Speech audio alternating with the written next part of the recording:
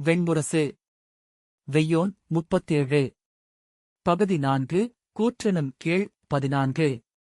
வாசிப்பது சந்தீப். அறைவாயிலில் நின்ற பிரமோதர் மெல்லிய குரலில் அரசே என்றார். அணியறையிலிருந்து முழுதணிக் கோலத்தில் வந்த கர்ணன் அவரை நோக்கி புன்னகைத்து, பிந்திவிட்டதா பிரமோதரே என்றான். அவர் புன்னகைத்து தலைவணங்க, செல்வோம் என்றபடி தலை நிமிர்ந்து கைகளை வீசி இடைநாழியில் நடந்தான்.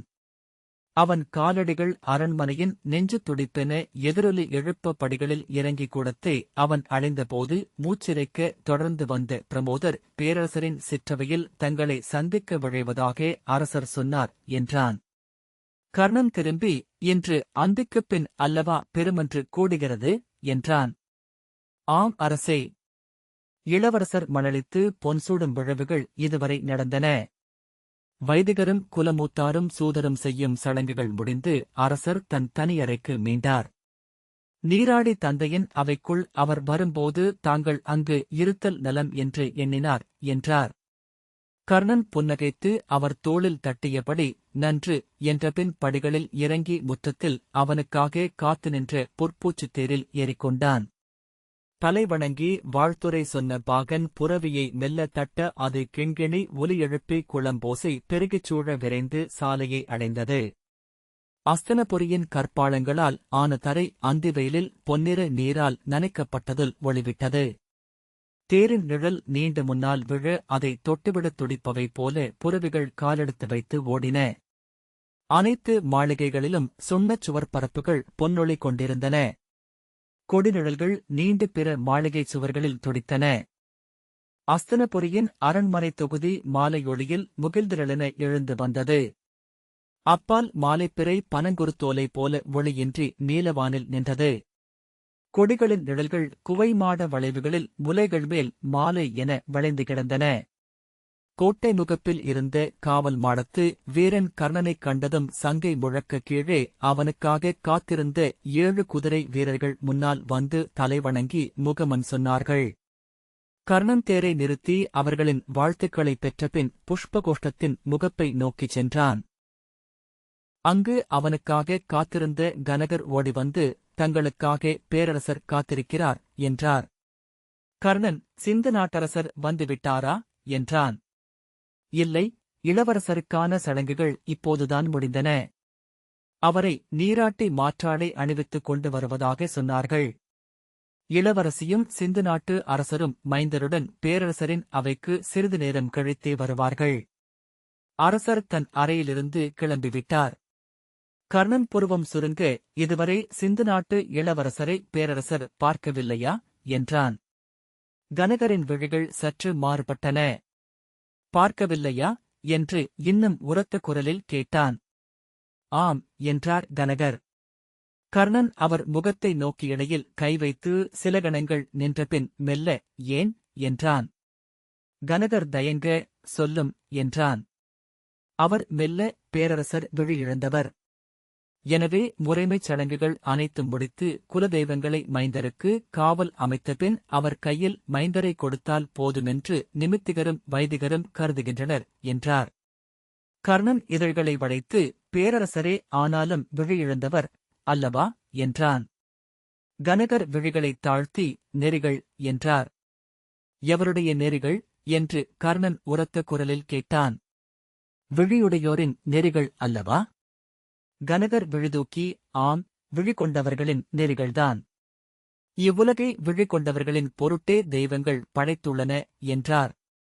ஏதோ சொல்லெடுக்க இதழசைத்தபின் கைகள் தளர்ந்து விழ கர்ணன் தலையை இல்லை என்பது போல் அசைத்தபின் திரும்பி நடந்தான்.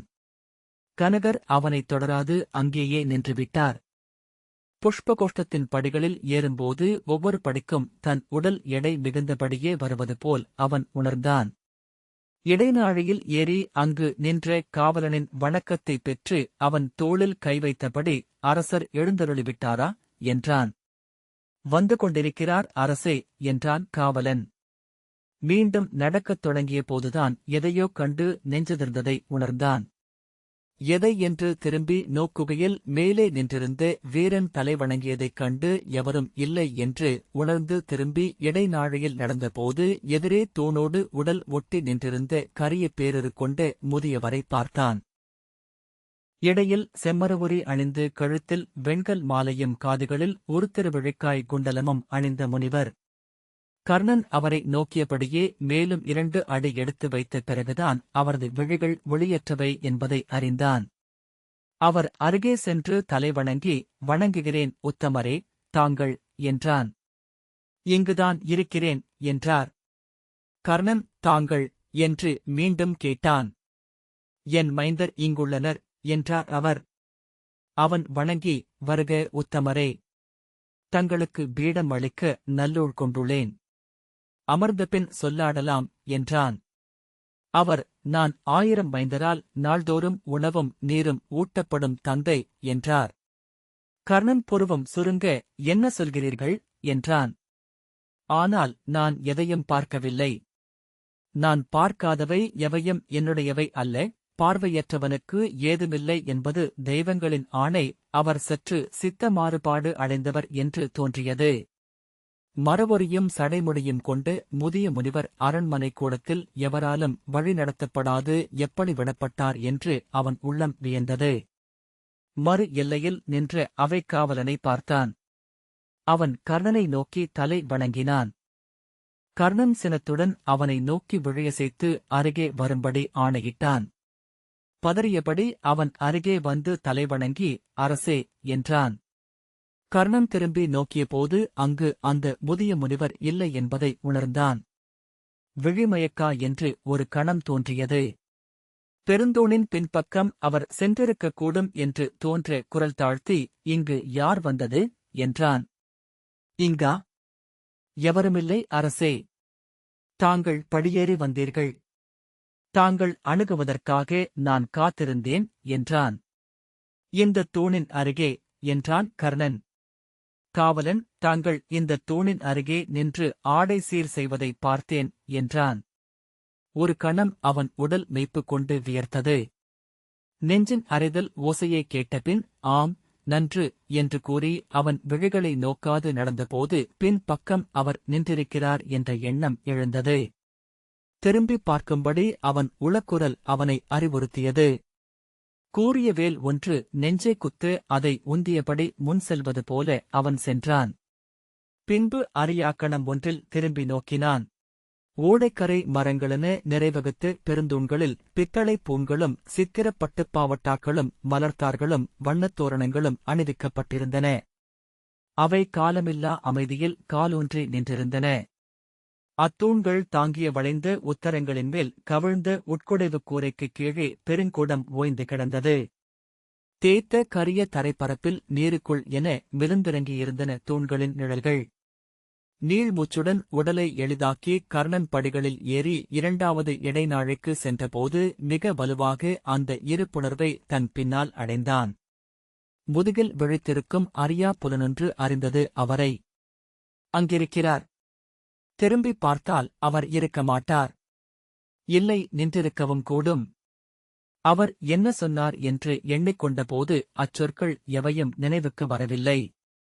பார்வையின்மை பற்றி ஏதோ சொன்னார். பார்க்கப்படாதவை அழிக்கப்படாதவையே. இவையல்ல, என்ன சொற்கள்?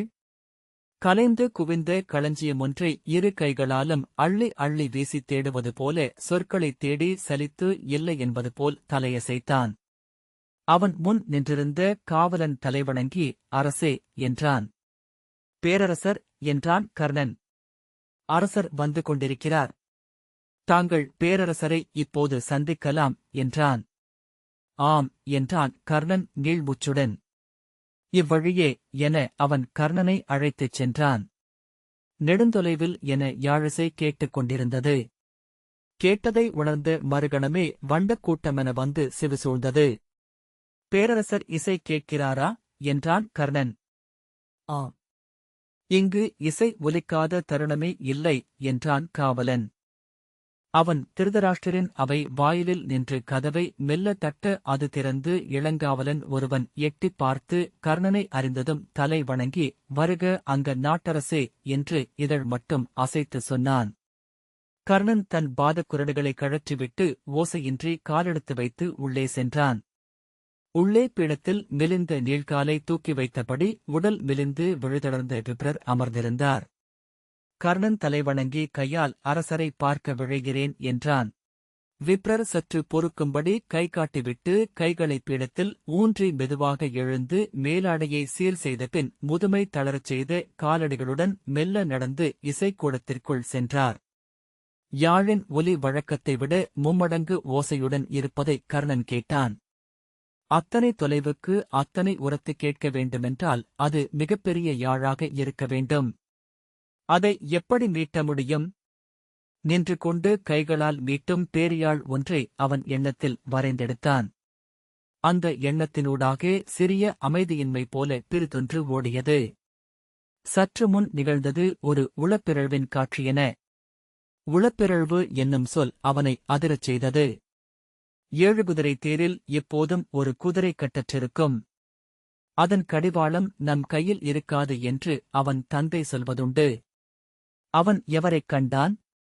விப்ரர் இசைக்கூட வாயிலில் நின்று கர்ணனைப் பார்த்து உள்ளே செல்லும்படி கையசைத்தார். கர்ணன் அருகே சென்று மெல்ல தலைவணங்கிவிட்டு உள்ளே சென்றான். தடித்த மரவொரி மெத்தை தரை கொண்ட நீள்வட்ட இசைக்கூடத்தில் நடுவே இருந்த அணிச்சுனையில் மேலிருந்து அந்தியின் செவ்வொளி விழுந்து அதை பொன்னுருகி நிறைந்த கலமென மாற்றியிருந்தது. அவ்வொளிக்கு விழிப்பழகிய பின்னர்தான் இசைக்கூடம் முழுக்க நிறந்து அசைவிழந்து அமர்ந்திருந்த இளைய கௌரவரைக் கண்டான். 1000 குளிர்ந்த கற்சிற்பங்கள் போல் விழிகள் மட்டுமே என அவர்கள் யாழ்ச்சுதர்களை நோக்கியிருந்தனர்.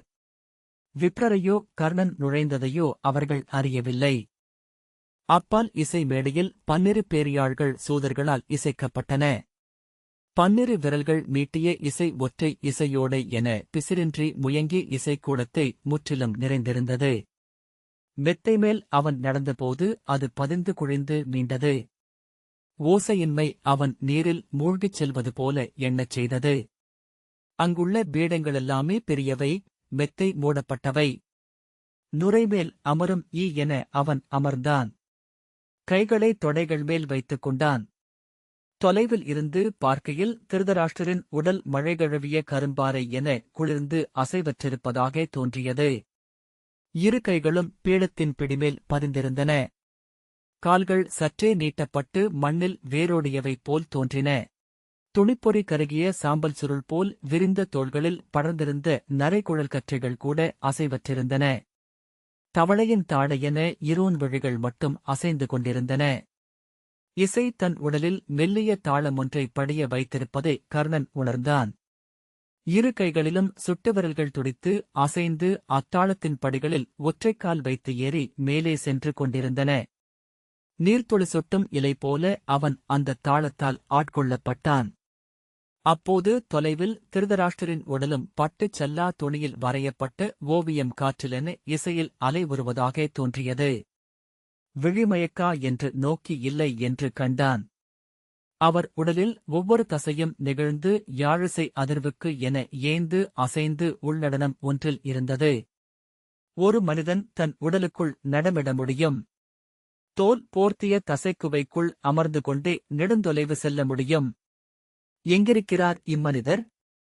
என்றேனும் இங்கிருந்திருக்கிறாரா? இங்குளோரை எவ்வண்ணம் அறிந்திருக்கிறார்? இங்கொலித்துக் கொண்டிருக்கும் நில்லா இசையின் பெருவெளிகளாகவே உறவும் சுற்றமும் நாடும் மானுடப் பெருவலையும் அவருக்கு பொருள் படுகின்றனவா என்ன? அன்றி அப்பேரிசையின் ஒலியதிர்வுகள் மட்டும்தானா அவை? ஒருபோதும் அவரை அணுகியதில்லை. அவர் தொடுகையை உணர்ந்ததில்லை என்று அவன் அறிந்தான். எங்கிருந்தோ மிதந்தெழுந்து மேலே வந்து அவனை அவர் அள்ளி தன் அகன்ற மார்போடள்ளி அணைக்கையில் அணியறையிலிருந்து தோள்பட்டமும் கங்கணமும் கச்சையும் எழுகொண்டையும் தலை ஒளிவட்டமும் அணிந்து அரிபடு தோற்றம் ஒன்றென வரும் கூத்தன். அணியறையோ அடியற்ற ஆழமுடைய ஒரு சொல். இக்கரிய அரக்கன் பின்பு ஒலியின்றி அதில் கால் வைத்து இறங்கி தன் பாதாளத்திற்கு மீள்கிறார். அங்கு இருள் சூழ்ந்து இறுகியிருக்கிறது. செவியிருள், விழியிருள், மூக்கிருள், நாக்கிருள், தொடியிருள், மொழியிருள், அறிவிருள். முழுமையென தன்னை காட்டும் இன்மை. நீள்முச்சுடன் அவன் கால்களை நீட்டி எளிதாக்கிக் கொண்டான். அவ்விசைக்கூடத்தில் அவன் மட்டுமே அம்மெல்லிய அசைவை விடுக்கும் நிலையில் அகன்றிருந்தான் என்று தோன்றியது. நீர்ப்பரப்பில் தூசு விழுந்தது போல அங்கிருந்த அனைத்துடல்களும் மெல்ல நலங்கின. அத்தனை இளமைந்தரும் திருதராஷ்டிரர் போலவே இருந்தார்கள். 1 100 1000 பெருகி அறை நிறைத்திருந்தது ஓர் இருப்பு. 1000 உடல் கொண்டிருந்தது ஓர் உயிர். கர்ணன் அம்மைந்தரின் ஒவ்வொரு விழியையாக நோக்கினான். இங்கு இவ்வண்ணம் இச்சரடில் தொடுக்கப்படுபவை என்பதனால்தானா பிறிதவற்றாலும் இணைக்கப்படாமலேயே இவை இந்நகரமெங்கும் சிதறிப் பறந்து கொந்தளித்தன?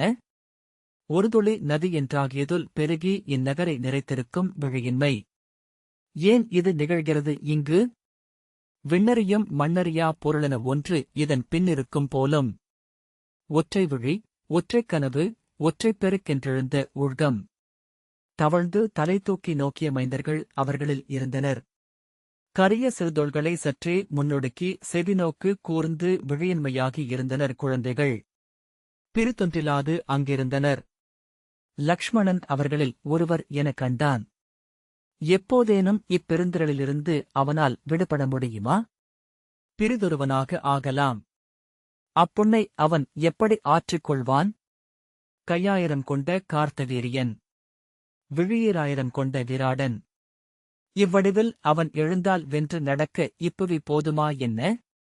யாழிசை அருவி என பெருகி மண் நிறைந்து பரவி மெலிந்து ஓய்ந்து துளித்து சொட்டி நிலைத்து அமைதி கொண்டது.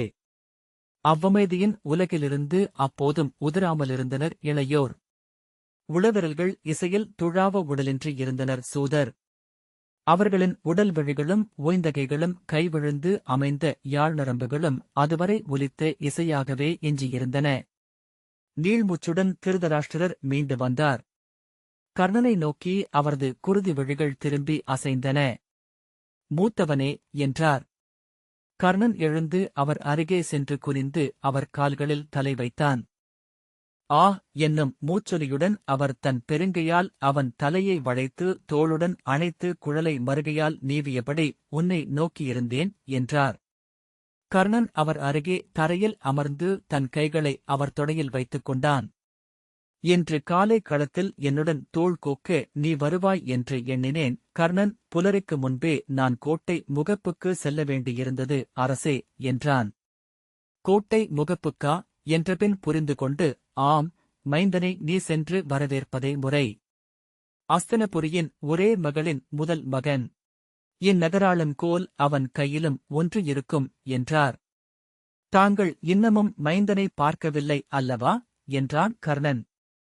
தாங்கள் அவர் அவன் தலையைத் தட்டி நீ சொல்ல வருவதை அறிவேன். என்னிடம் முதுநிமித்திகர் வந்து சொன்னார். தெய்வங்களை துணை நிறுத்தி கங்கணமும் கணையாழியும் அளித்தபின் மைந்தன் என் கை தொட வந்தால் போதும். ஆம், அதுவே முறை என்று நானும் சொன்னேன். இன்னமும் விதுரனுக்கு இது தெரியாது. அவரிடம் நீ உளறிவிடாதே. சினம் கொண்டு எழுவான் என்றார். கர்ணன் அவர் தொடையை இன்னொரு கையால் தொட்டான். என் தீயோள் என்னுடன் செல்ல வேண்டும் மைந்தா. நினைக்கவே சமயங்களில் நெஞ்சு நடுங்கும். கண் என்பது எத்தனை நுணுக்கமானது. இரு மெல்லிய மலர்கள் அவை. இன்மது ததும்பி விளிம்பு நிறைந்து நிற்கும் இரு கோப்பைகள். இந்நகரமோ எங்கும் கூறியவற்றை நிறைத்து வைத்துள்ளது. அம்புகள் வேல்கள் கூர்விளிம்புகள். இளையோர் களிவெறி கொண்டு கூத்தாடுகிறார்கள். கண்களை அவர்கள் எண்ணுவது இல்லை. அவர் புன்னகைத்து, எண்ணினால் நான் இவர்கள் எவரையும் அரண்மனை விட்டு வெளியே செல்லவே விடமாட்டேன் என்றார். திருதராஷ்டிரின் கைகள் கர்ணனின் தலைமேல் அழுந்தி குழல் சுருள்களை விரல்களில் சுற்றி நீவி இறங்கி செவிமடல்களைப் பற்றி மெல்ல இழுத்து தோளில் படிந்து புயம்பரை தடவிச் சென்று திரண்ட பெருந்தசை புடைப்பில் எழுந்து கிளைவிரித்து இறங்கிய நரம்பை யாழ்நரம்பென மீட்டி கழுத்தெலும்பின் படகு விளிம்பை தடவி குரல்வளை முழையை மெல்ல வருடி மேலேறின. கன்னங்களின் அடர்மயிர் பரவலை, கூர்கொண்டு நின்ற மீசையை, வளைவற்ற நேர் மூக்கை, கீழே அழுந்திய சிறிய உதடுகளை தொட்டுச் சென்று கண்களை அடைந்ததும் தயங்கின. இரு விழிகளையும் மாறி மாறி தொட்டு எதையோ தேடின. புதைத்திட்ட முட்டை நோக்கி முகர்ந்து வரும் கடலாமை. எங்கோ மறந்திட்ட புதையலை தேடும் விழியிழந்த உலோபி. நெற்றியை, மறுசெவியை, மறுதோளை, மார்பின் மயிரற்ற கரும்பளிங்கு பிளவு பலகை பரப்பை. மீண்டும் கழுத்தை, உதடுகளை. மீண்டும் கண்களை. மரக்கட்டை என கடுமை கொண்ட பெரிய விரல்கள் அவன் கண்களை மிக மென்மையாக தொட்டன. அவர் பெரும்பாலும் கண்களைத் தொட்டு நோக்குகிறார் என்பதை அவன் நினைவுகூர்ந்தான். கண்களைத் தொட்டு அவர் தேடுவது என்ன? ஒளியின்மையை அறியும் ஒளியையா? மூத்தவனே என்று நீள்மூச்செறிந்து தனக்குள் என அழைத்தார் திருதராஷ்டிரர். மூடிய அறைக்குள் எழும் காற்றொலி போல அது கேட்டது. சொல்லுங்கள் தந்தையே என்றான். நீ இங்கிரு என்றார். ஆம், ஆணை என்றான் கர்ணன். நீ இளையவனுடன் இரு. இங்கு அவன் நிலையெழுந்திருக்கிறான், மகிழ்ந்திருக்கிறாரென்று தோன்றுகிறது என்றான் கர்ணன். ஆம், மகிழ்ந்திருக்கிறான். ஆனால் க்ஷத்ரியன் மகிழ்ந்திருக்கலாகாது மைந்தா. அவனுள் இருப்பவை தசை புடைத்த பெரும் புரவிகள். ஒவ்வொரு நாளும் 100 காதம் ஓடினால் மட்டுமே அவை நின்று உறங்கி விழிக்க முடியும். அரசாழ்வதில் அவனுக்கு விழைவில்லை. இங்கு அவனை வைத்துக் கொண்டு என்ன செய்வது என்று அமைச்சர்களுக்கும் தெரியவில்லை என்றார் திருதராஷ்டிரர். இல்லை, அவர் என கர்ணன் சொல்லத் தொடங்க கையசைத்து தடுத்தார். நான் அறிவேன். அவை அமர்ந்து அவன் முன் விழிநீர் விடும் முதல் மனிதனுக்கு சார்பாக தீர்ப்பளித்து விடுகிறான். இரு தடம் நோக்கி நடுநிலை கொள்ள அவனால் முடியவில்லை. கண்ணீருக்கு இறங்குபவன் அரசனாக முடியாது. நீதியால் தண்டிக்கப்படும் குற்றமிழைத்தோரும் விழிநீர் விடக்கூடும். பிழை செய்து உளம் நொந்தவரும் விழிநீர் விடுவார்கள். வென்று செல்ல வேண்டும் என்று வெறி எழுந்தவரும் பிறரை உண்டு கடக்க விழைவு கொண்டோரும் விழிநீர் விடுவார்கள் என்றார். கர்ணன், நானும் விழிநீரை கடக்க இயலாதவன்தான் அரசே என்றான். அதை நான் அறிவேன். ஆனால் நீ கதிரவன் மைந்தன். அனைத்தையும் கடந்து சென்று உண்மையைத் தொடும் ஒன்று உன் கண்களில் உள்ளது என்றார். கர்ணன், இங்கிருக்கிறேன் அரசே. ஆனால் பானுமதி உள்ளவரை இவ்வரசு முறையான கோலால்தான் ஆளப்படும் என்றான். இங்குள்ள அரசைப் பற்றி நான் எவ்வகையிலும் கவலை கொள்ளவில்லை.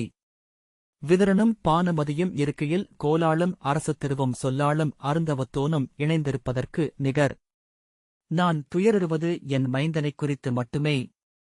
கர்ணன் அவ்வுணர்வு நிலையை மாற்ற விரும்பி திரும்பி அசைவிழந்து அமர்ந்திருந்த இளைய கௌரவரை நோக்கி புன்னகைத்து, இவர்கள் இவ்வண்ணம் இருக்க முடியுமென்பதை என்னால் எண்ணக்கூடுவதில்லை என்றான். இவர்கள் எப்போதும் இப்படித்தான் என் முன் இருக்கிறார்கள். இங்கு நுழைகையிலேயே ஆழ்ந்த அமைதி கொண்டு விடுவார்கள். வெளியே இவர்கள் ஓசையும் கொப்பளிப்புமாக இருக்கிறார்கள் என்கிறார்கள். நான் அறிந்ததில்லை என்றார் திருதராஷ்டிரர். துஷ்கிரமா, இப்படி வா என்றார். 1.5 வயதான துஷ்கிரமன் எழுந்து அருகே வந்து அவர் கால்களைத் தொட்டு சென்னி சூடி வணங்குகிறேன் முதுதந்தையே என்றான். அவனை அவர் ஒற்றைக்கையால் புயம் பற்றி தூக்கி சுழற்றி தன் தோளில் அமர்த்திக் கொண்டார். அவன் அவர் தலையை தழுவியபடி மயங்கி அமர்ந்திருந்தான். அதோ இருப்பவன் துர்லபன். அவனருகே துஷ்பிரபன் என்றார். கர்ணன், இவர்களின் பெயர்கள் எவராலும் முற்றிலும் நினைவில் கொள்ள முடியாதவை என்கிறார்கள் என்றான். ஏன்? அனைவர் பெயரும் நன்கு தெரியும். அவர்களின் காலடியோசையை, உடல் மணத்தை, குரலை என்னால் அறிய முடியும். ஏன் நெஞ்சோடு சேர்த்தால் அவர்கள் குருதித் துடிப்பைக் கூட என்னால் அடையாளம் காண முடியும் என்றார். கர்ணன் சிரித்து, ஆஸ்தினபுரியில் இம்மைந்தரை அடையாளம் காணும் ஒரே மனிதர் தாங்களே என்றான். திருதராஷ்டிரர், ஆம், நானே 100 1000 பெருகி இங்கு நிறைந்திருப்பதாக சூதர்கள் பாடுவதுண்டு. என்னுடலை நானே தொட்டறிவதில் என்ன வியப்பு? இளமையில் நான் முதலில் அறிந்தது என் உடலைத்தான். என் அன்னை என் கையைப் பற்றி என் காலில் வைத்து கால் என்றாள். விரல் என்றாள். நகம் என்றாள். அங்கு தொடங்கி 1000 முறை தொட்டு தொட்டு என்னை நான் அறிந்தேன். மானுடரெல்லாம் ஆடி நோக்கியே தங்களை ஆளென அறிகிறார்கள் என்கிறார்கள். என் விரல்களில் உள்ளது நானென வகுத்துக் கொண்ட இது. ஓய்ந்திருக்கையில் இசையறியாதோன் பேரியாழை என என்னை நானே தொட்டு தொட்டு மீட்டிக் கொள்வேன் என்றார். இத்தனை ஆண்டுகளுக்குப் பின்பும் என் உடலை நானே தொடுவது எனக்கு சலிக்கவில்லை. கர்ணன் மைந்தரை நோக்கி அருகே வரும்படி கையசைத்தான். அவர்கள் மெல்லிய அலையென அசைந்து எழுந்து ஓசையின்றி ஒழுகி திருதராஷ்டிரரை சூழ்ந்து கொண்டனர். அவர் கை நீட்டி ஒவ்வொருவரையாக அணைத்து அவர்களின் பெயர்களை கூறினார். இவன் மகாவீரியன். இவன் பிறந்த அன்று நல்ல மழை. ஈற்றரைக்குச் சென்று இவனை பார்க்க விழைந்தேன். ஏனெனில் நான் பிறந்த அதே நாளிலும் கோளிலும் பிறந்தவன் இவன். அவர் காலைப் பற்றி நின்ற சிறுவன் ஒருவனை கையால் தூக்கி மடியிலமர்த்தி, இவன் பெயர் உஷ்மளன். 18வது மைந்தன். சலனுக்கு அரக்கர் குலத்தரசி காளிகையில் பிறந்த குழந்தை என்றார். கர்ணன் சிரித்து, நண்டுக் குஞ்சுகள் அன்னையின் உடலை கவ்விக்கொள்வது போல் உள்ளது அரசே என்றான். ஆம், நான் இவர்களை கட்டெறும்புகள் என்று சொல்வதுண்டு. விரலை வைத்தால் போதும் அவர்களை ஏறி மூடிக்கொள்வார்கள். கைகளை நீட்டி அவர் ஒவ்வொருவர் கன்னங்களையாக தொட்டார். அவை இரு தவிக்கும் ஆமை முகங்கள் என்றாயின. நாவென சுட்டு விரல் பதைத்தது. ஒவ்வொரு முட்டையாக தோண்டி எடுத்து முகர்ந்து நீள்மூச்சுவிட்டு மீண்டும் புதைத்தன அவை. கர்ணன் இயல்பாக விழிதிரும்பி நோக்கியபோது அவ்வறைக்குள் பெருந்தூணின் அருகே விழியிழந்த முனிவரை பார்த்தான். அறியாது ஓர் ஒலியை அவன் எழுப்ப திருதராஷ்டிரர் என்ன என்றார். இல்லை அரசே என்றபின் அவன் மீண்டும் பார்த்தான். அவர் திருதராஷ்டிரரையே நோக்கியபடி அசைவற்று நின்றிருந்தார். அவ்வுருவை தங்கள் இசைக்கலங்களை தொகுத்து உரையிட்டுக் கொண்டிருந்த சூதர்கள் பார்க்கிறார்களா என்று அவன் திரும்பிப் பார்த்தான். அவர்கள் பார்ப்பதாக தெரியவில்லை. அவன் அவர்களை பார்ப்பதைக் கண்டு இருவர் அவனை நோக்கி தலைவணங்கினர். நோக்கை திருப்பி மீண்டும் அவரை பார்த்தான். எங்கோ பார்த்த பேரிடல். கொழுத்த பெருந்தோள்கள். பாறையில் நீர் வழிந்த தடம் போல கருமையில் நரை படர்ந்த தாடி. தோளில் புரண்ட வேர்த்தொகை போன்ற சடைக்கற்றைகள். ஓடு விலக்கி குஞ்சு வெளிவந்த உந்துகையில் பதைக்கும் சவ்வு போன்ற கண்கள். இளையோனே என்றார் திருதராஷ்டிரர். கர்ணன் அவர் கால்களைத் தொட்டு, நான் மூத்தவன் அரசே என்றான். ஆம், நீ மூத்தவன் என்றபின் கைகளால் தன் தலையை 3 முறை தட்டினார். என்ன என்றான். இம்மைந்தருடன் இருக்கையில் நான் உவகை கொண்டு நிலைமறந்தாட வேண்டுமல்லவா? அதுதானே உயிர்களுக்கு இயல்பு. நான் குலம் உழைக்கும் பிரஜாபதி அல்லவா? கர்ணன் ஆம் என்றான். ஆனால் நானோ எப்போதும் நிலையழுகிறேன். இப்போது கூட அறியாத ஆழத்தில் என் நீர்மை நலங்குகிறது. மிகத் தொலைவிலிருந்து எவரோ என்னை நோக்குவது போல் உணர்கிறேன். இரு நோக்கற்ற விழிகள். அவர் கைகளை வீசி, இந்த உளமயக்கிலிருந்து என்னால் தப்பவே முடியவில்லை என்றார். நீள்மூச்சுடன், இசை என்னை சூழாது இம்மைந்தருடன் சற்று நேரம் கூட என்னால் இருக்க முடியவில்லை. இதோ பெருகி நிறைந்திருக்கிறேன். ஆனால் இவர்களிடம் களியாடியதில்லை. கானாடச் சென்றதில்லை. நீர் விளையாட்டில் ஈடுபட்டதில்லை. அருகே நின்ற ஒருவனைப் பிடித்து, இவன்